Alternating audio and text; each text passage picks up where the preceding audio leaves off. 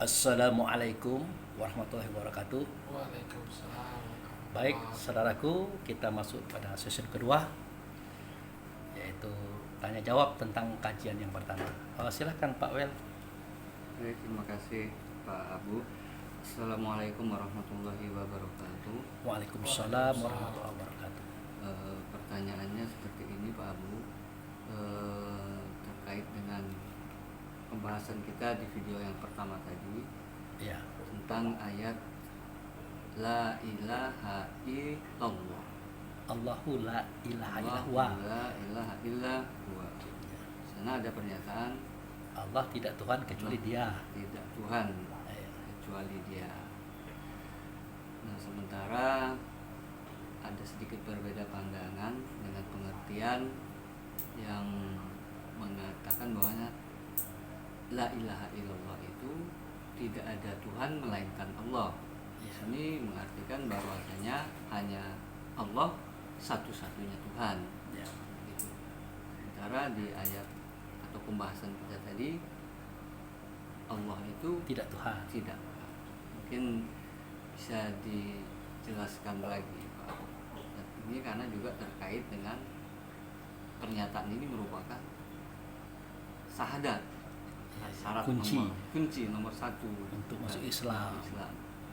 Makasih Pak. Oke. Alhamdulillah, ini pertanyaan yang sangat bagus ya.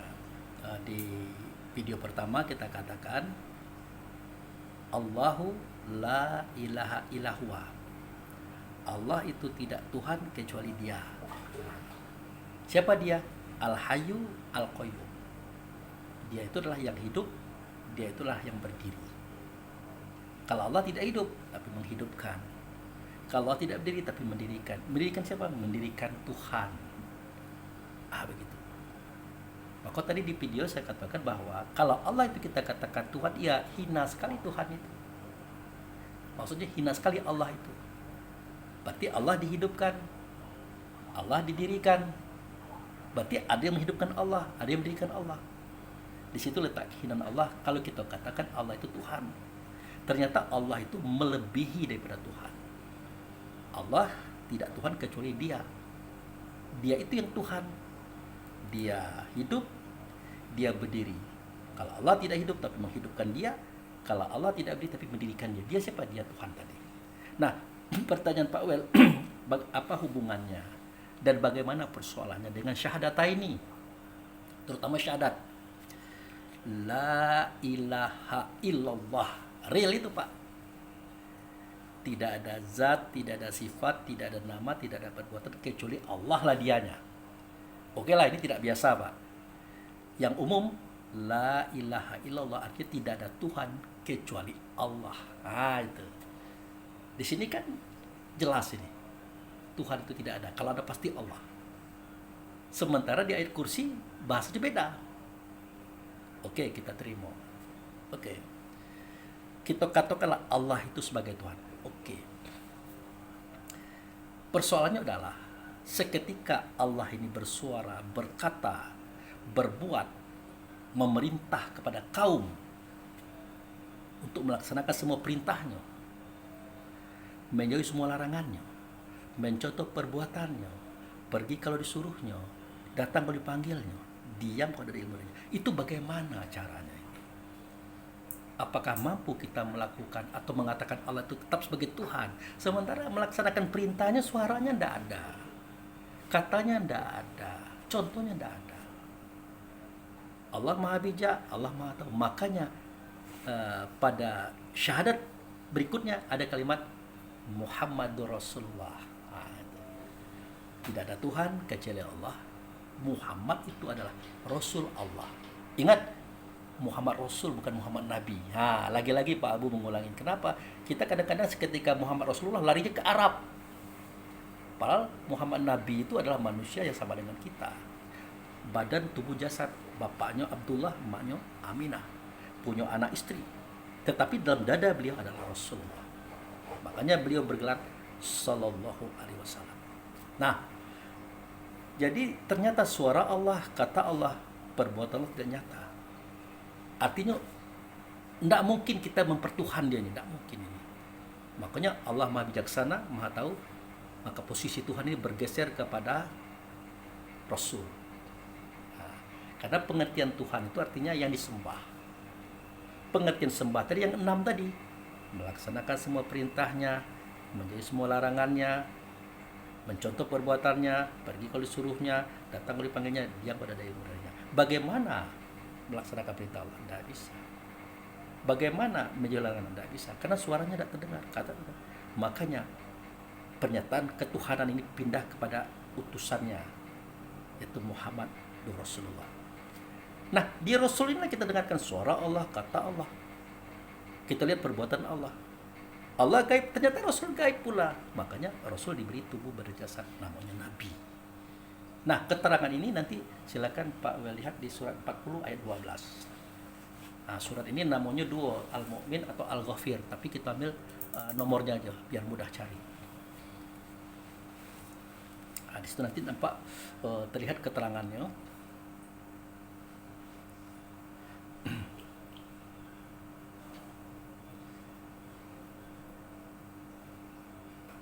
Bismillahirrahmanirrahim.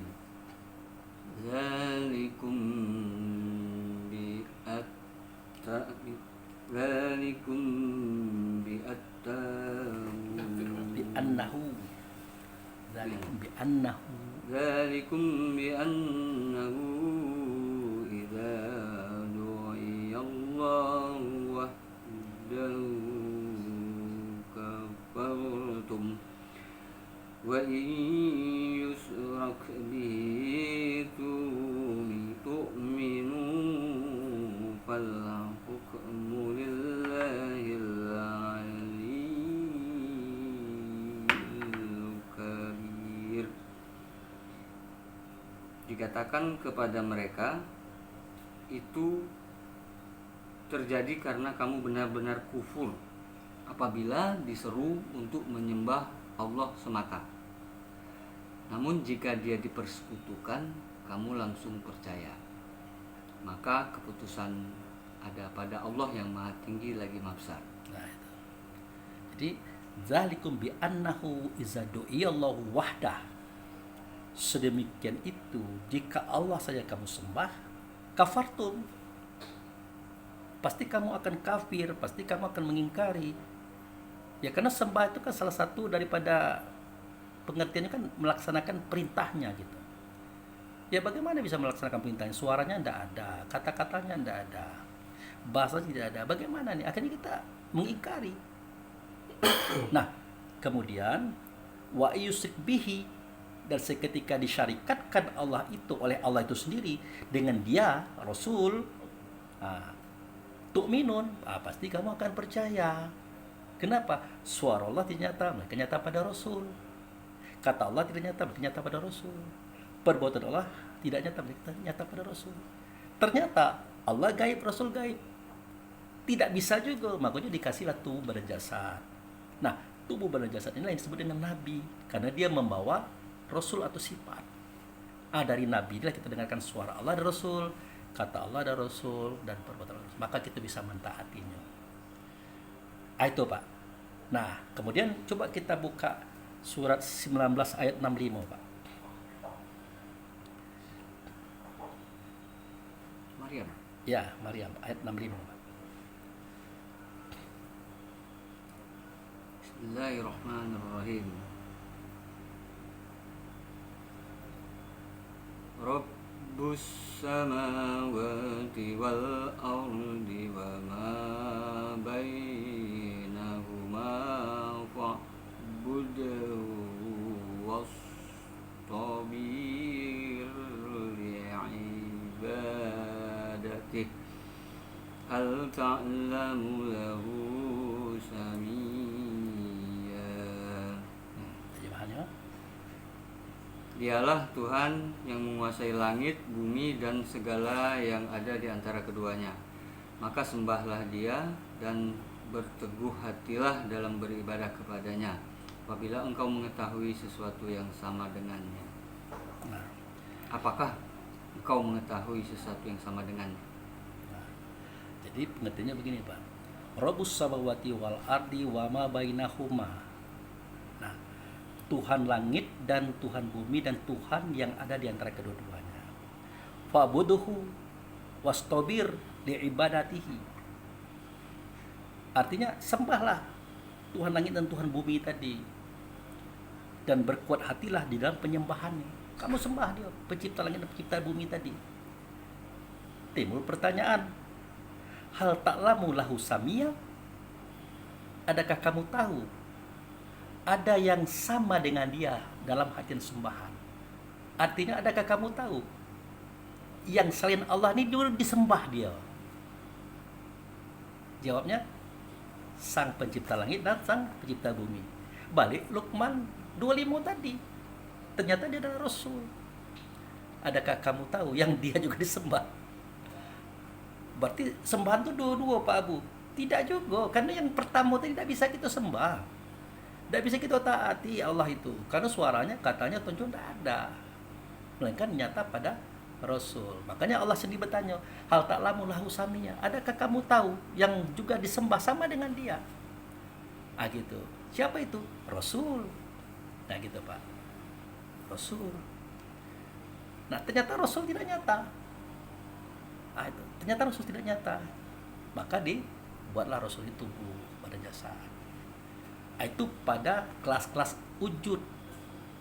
Nanti kita masuk pada Tuhan dalam artian wujud, itu adalah turunannya itu. Makanya dari sinilah nanti kita akan merasa santun kepada sesama kita, sesama kaum dan umat, tidak boleh saling sakit menyakiti. Kenapa? Dalam diri Pak Abu Fikri ada turunan Rasul, ada turunan Tuhan gitu. Dalam dada Pak Wel juga ada turunan Rasul, ada turunan Tuhan. Sama gitu ini. Maka jangan saling sakiti, jangan saling rugikan, jangan saling membunuh, memacam-macam itu. Berbuat baiklah kamu sesama kamu. Caranya buat diukur dengan rasa diri. Gitu Pak. Jadi itulah kira-kira jawabannya Pak Wel tentang pertanyaan Pak Wel tadi. Oke. Pak Charlie tadi ada pertanyaan? Ya Pak Bu, makasih Pak Bu. Ya. Pertanyaan saya tuh Pak Bu, bagaimana menyikapi perbuatan baik kita itu bisa dilakukan oleh roh atau oleh jiwa? Iya, iya. Itu yang mungkin maksudnya memisahkan perbuatan baik dan buruk kita itu. Jadi pada saat kita melakukan perbuatan baik, bagaimana kita mengetahui itu dilakukan jiwa atau dilakukan oleh roh? Karena kalau dilakukan jiwa itu tertolak sama sekali oleh Tuhan. Terima kasih, mungkin itu aja Pak. Oke. Jadi tadi di video pertama kita katakan bahwa Allah itu tidak akan menerima perbuatan daripada kita, amaliah dari kita, kalau bukan dibuat oleh roh. Jadi perbuatan itu kalau bukan dibuat oleh roh, Allah tolak. Kalau dibuat oleh jiwa, Allah tolak. Jadi baunya Allah tuh roh itu yang berbuat, yang sadar itu yang berbuat, ditolak. Contoh, sholat itu kan berdiri, ruku, i'tidal, sujud, duduk, Allahu Akbar sampai salam. Apakah Allah mau menerima sholat itu jika roh tadi dengan ingatannya dia ke pasar, dia ke kebun, ke mall, kemana-mana? Berarti siapakah yang melaksanakan sholat tegak, ruku, i'tidal, sujud, duduk, Allah Akbar sampai salam? Ternyata jiwa. Nah, dalam pandangan Allah ini adalah sebuah kelalaian. Ini pelanggaran. Aku tidak mau terima sholat yang kayak gini, karena bukan si roh tadi, bukan si sadar tadi, tapi si jiwa. Aku tidak terima. Nah, pertanyaan Pak Charlie, bagaimanakah kita bisa membedakan? Karena kita ini kan alhamdulillah rajin bersedekah nih Pak Wel.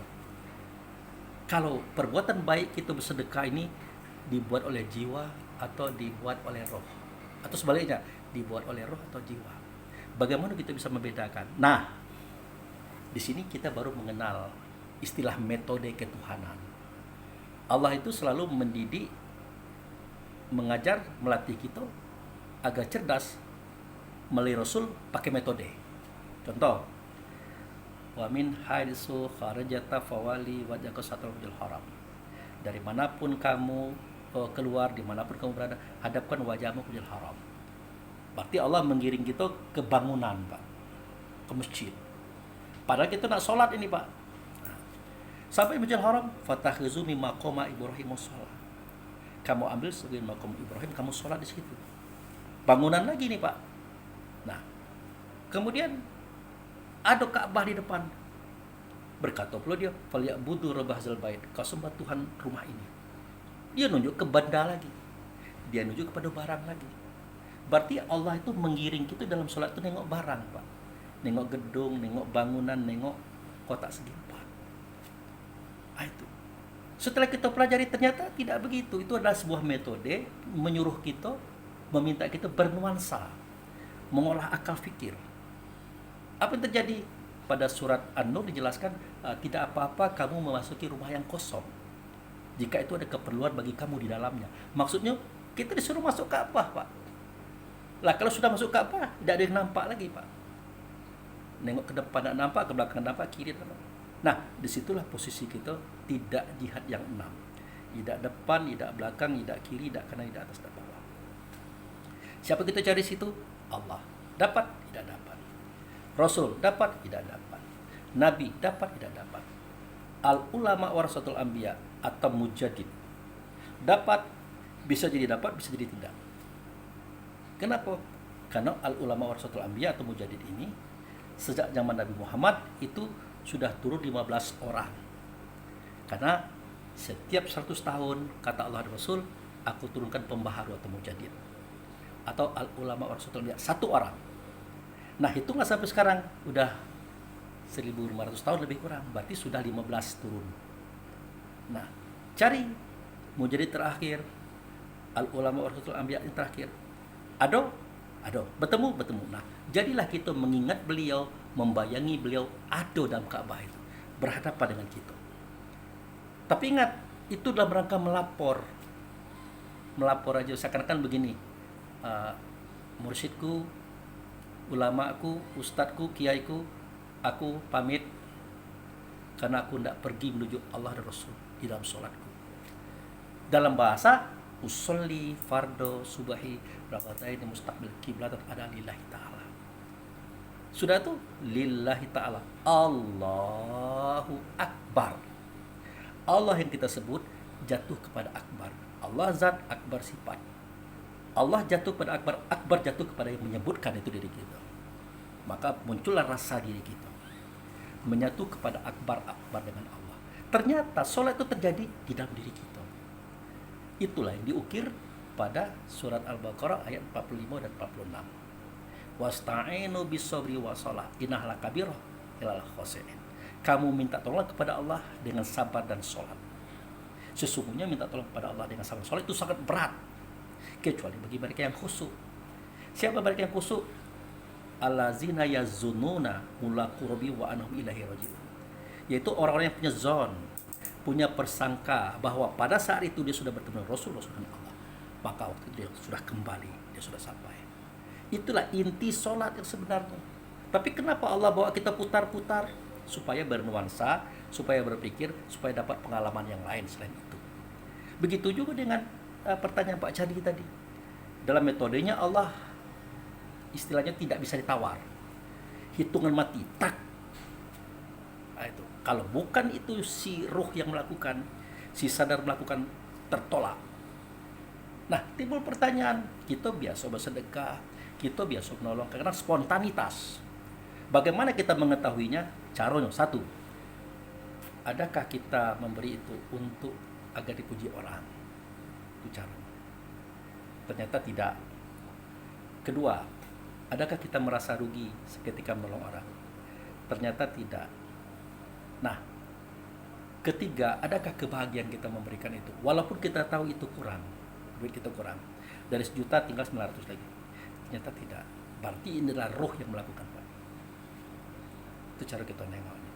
Tapi seketika kita nak buat, hanya ada Pak Abu, ini ada Pak Wel, ini ada kawan-kawan. Kalau itu terjadi di awal sudah kena, Pak. Berarti jiwa, bukan roh. Yang kedua, ngaku pun dikasihkan duit tadi 1 juta dikasihkan 100.000, alah kurang 100.000, pada bayar arisan misalnya, timbul kekesalan, itu berarti jiwa yang melakukan.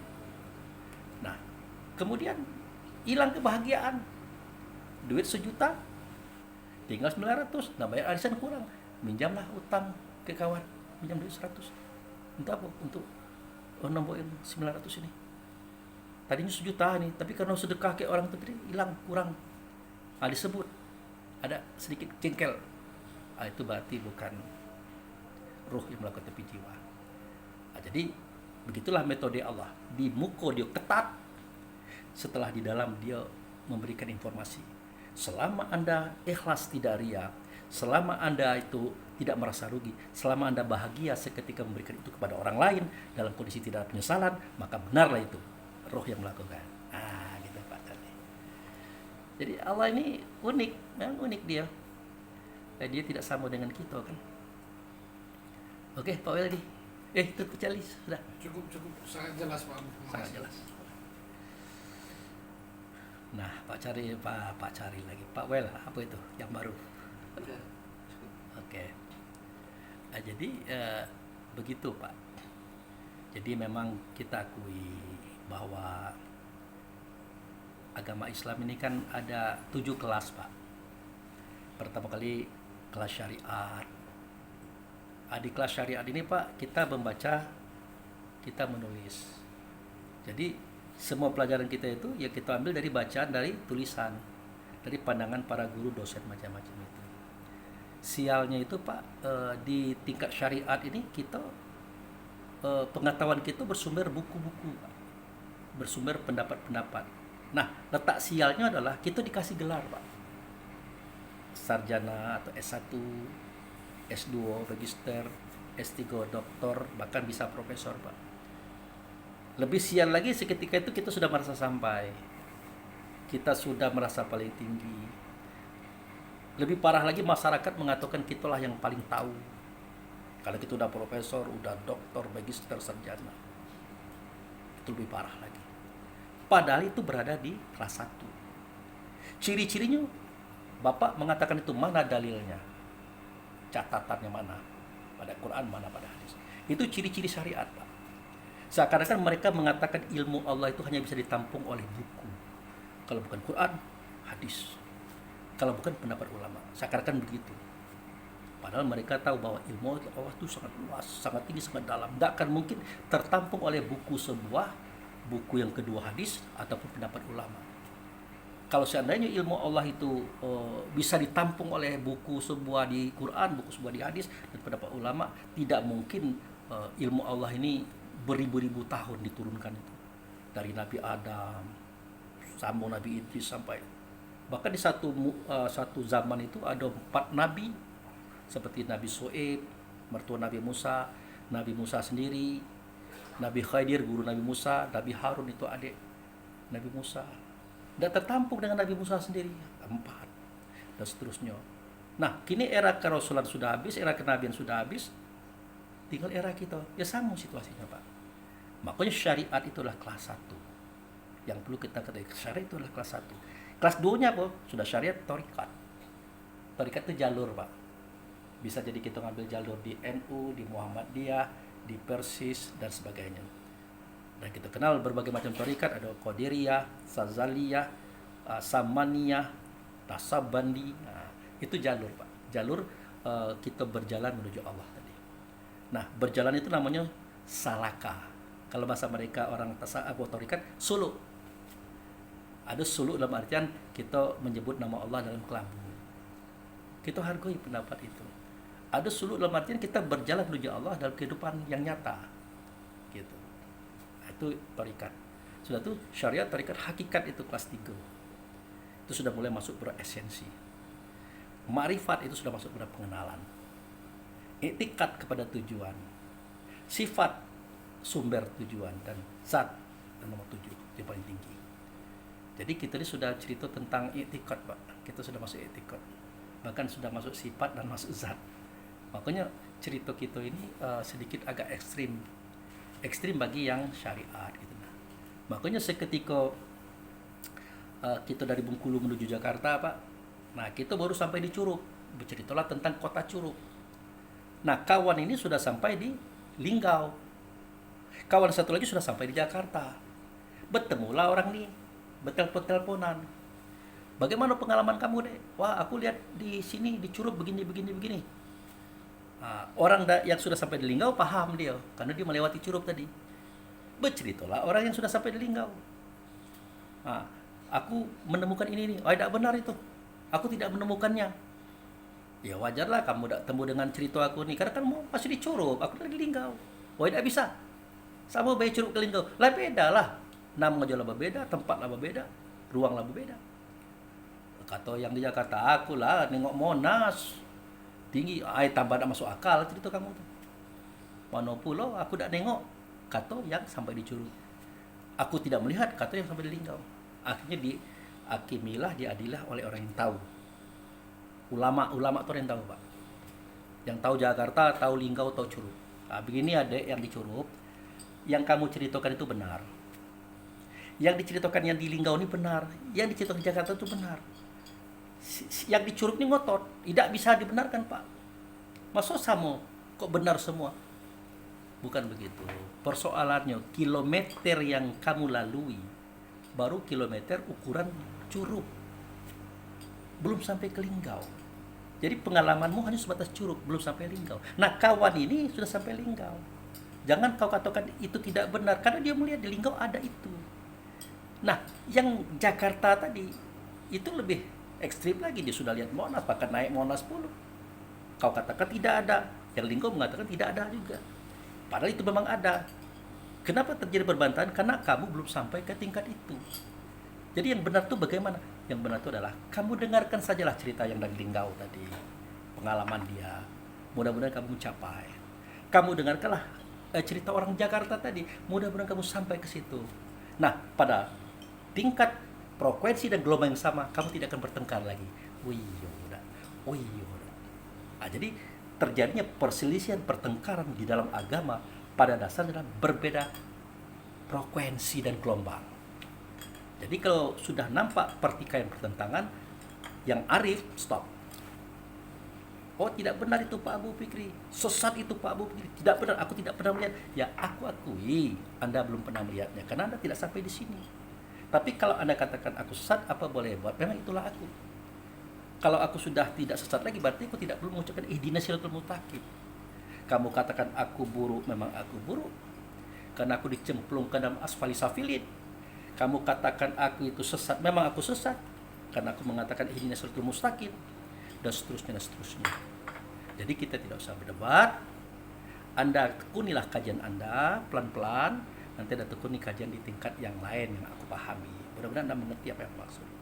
Analoginya, berangkat ke Jakarta, ada yang sampai di Curup, ada yang sampai di Linggau, ada yang sudah sampai Jakarta. Jadi begitu saudaraku. Jadi ikhlaskan hati, lapangkan dada, luruskan niat kepada Allah dan Rasul. Mudah-mudahan semua kita dapat petunjuk, semua kita bisa memahami suara kata saudara kita yang lain. Aneh memang aneh, tidak nyata memang tidak nyata, tapi jangan diartikan tidak nyata itu tidak ada. Mungkin kita yang belum melihat, kita yang belum dengar, kita yang belum merasakan, tapi kawan sudah.